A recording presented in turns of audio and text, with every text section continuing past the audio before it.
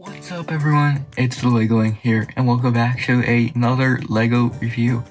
In today's video we're going to be taking a look at 7628 Peril and Peru from Lego Indiana Jones. This is a Kingdom of the Crystal Skull set and released in 2008 for only $50. And nowadays if you want a new one it's going to cost you about $250, so almost $200 added on to the original price. Now as you can see in the corner of the box, it says limited edition, because this set was kind of hard to find, I guess. It's one of those exclusive sets, I forget which area or store it was exclusive to. But you could get it in Lego Shop at Home and some other retailers. And this has 625 pieces, 6 minifigures, and a lot of side builds. So yeah, it's a more obscure Indiana Jones set. I'd say not a lot of people know it exists. I mean, it is one of the few Indiana Jones sets there isn't a lot. But yeah, let's get on to these minifigures and continue on with the video. Kind of rambling a bit here at the intro. So, Indiana Jones obviously is included in the set, and he's the same as every single Indiana Jones set, well most of them. So he has the iconic brown jacket, torso, printed holster on the legs, whip, sash, his fedora, and his face with a stubble. So nothing new about this figure, but it is a iconic one. We also get a Mutt figure in this set, which I did take a look at another set this guy was in. He was in, I forgot, Jungle Duel I think it was called. But yeah, this is the same figure included. His dark blue legs, knife, sort of a smiling face, this dark brown hair which has been used on a lot of other figures, and a black sort of leather jacket I think it's supposed to be. So basic figure, but a nice one to be included. So we also get the villain. I think her name is Dovchenko or something like that. But this one is also included in a lot of Kingdom of the Crystal Skull sets. And it's a pretty simple figure with a gray torso. And he also has a sword. She has a printed face with a more evil expression, that more bowl cut hair. And the Kingdom of the Crystal Skull, the Crystal Skull included, which is a pretty cool piece. Okay, so we also get Colonel Dovchenko. He's been in other couple Indiana Jones sets, so he has this dark tan torso with some printing, and then a soldier/pilot hat. His face has really pronounced cheekbones. It includes this gun piece which was used in some Clone Wars figures, and also some handcuffs to try and arrest Indiana Jones. I forget what the scene in the movie was. So we also get a Russian soldier. He's also been in some other sets. He has some light green, sand green for his colors. So he has this soldier hat and sand green, a lot of torso detailing with like a belt and some other gold just to show a soldier's uniform. He also has a rifle and handcuffs as accessories, and this smirking face. The final figure, which is the only exclusive one to the set, is actually the plane's pilot, and it's not a very exciting one. So he has dark blue legs, a dark torso with printing for a tie and a suit. He has a pilot's hat and a ordinary smiling face that was used a lot in the 2000s era on generic flesh tone figures. So let's move on to the set. So there's a lot of parts to the set, and I'll start with these cargo planes, because this is technically a cargo plane. These are very simple. They're all on this 4x3 base of brown, and there's some brown 1x4s on the bottom. This one just has some fuel or oil cans. This one has a few crates with, I don't think there was anything in it. And then this one right here has the sword statue that is included also in the jungle duel, which I mentioned earlier, and it can rotate. Pretty cool. So yeah, let's go take a look at some other stuff in this set. Alright, also included, you get these tractor and some trailer and some other builds.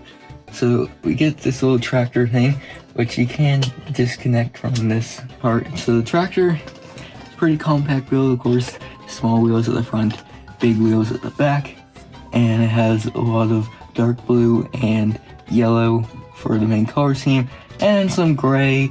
We have these for like some headlights, and then there's a seat right here at the front with a steering wheel. You can put a figure in it, have them drive around. Reminds me of the Lego games and the tractors and that.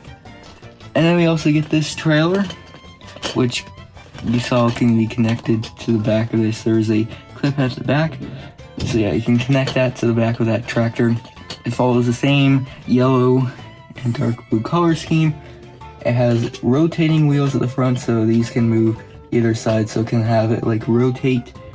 And then it has a space where you can take one of those cargo things from before, have it in there, and have it be able to transport around.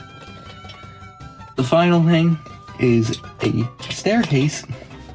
So this staircase can also be connected to that tractor, and then there is a peg here where you can have it standing up, so whenever you have the plane you can have this staircase. It's a pretty small one, just only 2 studs wide, but it looks pretty nice, and you can add it right next to the plane, have your characters use it to go up. Alright, so we get a military jeep as another side vehicle, and it's a pretty cool design. It uses these wheels that were used a lot in the older days of Lego. They recently, I don't think they make them anymore.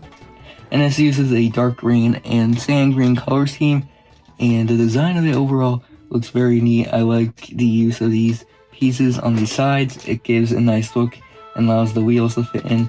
And we have some headlights and stuff at the front again. Overall, nice Jeep design. And then we have a seat here and a steering wheel where you can put another one of your Russian soldiers. Now you have some sticker detailing that says CCCP on the sides. Besides that, nothing else much to talk about, but a pretty cool Jeep vehicle. Now here is the plane build. This is one of the better looking planes I've ever seen of Lego, and I'm surprised at how good this looks. And it uses a white, dark blue, and yellow color scheme with some gray and black mixed in between. And we'll take a look at each section one by one. So we have the cockpit up here, which we have some round plates at the front for like the nose, and we have some corner pieces just to give that corner shape. I don't really know how to describe it, but we do have a small interior inside. You can take off this little windshield piece, which is connected to the jumper plates, and inside the plane you can see a steering wheel, a tile where you can sit your pilot figure, and there is a control panel printed right there, looking very nice, but nothing actually too much in the cockpit. It's a pretty compact plane, only having like 600 pieces in the set, and 200 of those pieces going to like the small builds. So yeah, they had to make some changes and stuff. The wings of these are mostly composed of gray pieces, uses a lot of the corner gray pieces to create the wing shape. There's also some white here for the jet engines. Now these jet engines look pretty cool. We have some like Technic pieces behind the propellers, which give it like a more mechanical and look, just looks like a jet engine. And of course we have the propellers that can spin, and underneath we have some exhaust like vent piece, and also we get these wheels. So right there you can see there's a wheel, and if you bring it down you can actually, it's actually connected to like a Technic pin, so you can basically bring it down until it's on the other side. And since it's a raised spot on the other side, it will raise the wheels up, and you can have the plane come in for a landing and have it in this slanted position. So that's a pretty cool feature, and obviously the other side is going to be the exact same for the wing, but mirrored. And yeah, there's actually some red behind the wings as well, just to add more detail, red and green like translucent pieces. Let's move on to the body of the plane. So the body of the plane is obviously the biggest part, and this top area can be detached, allowing for room inside. And this is actually some trans gray pieces with some stickers on it that say Pangera Airways, and then there's some white bricks on top to smooth it out. But besides that, we do have an area right here that